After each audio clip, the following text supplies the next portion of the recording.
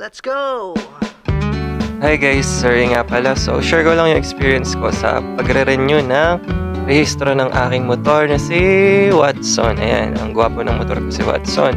So, andito kami ngayon sa 5S Vehicle Inspection Center. So, dito na rin ako nagpa-renew noon.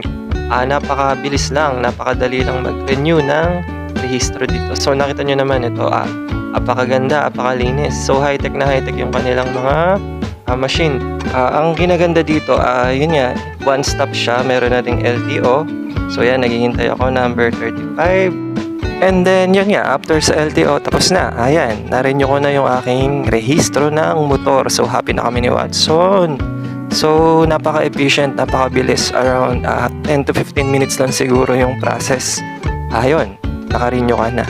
So yan, pauwi na ako dito. Share ko lang din kung gaano kaganda yung daan.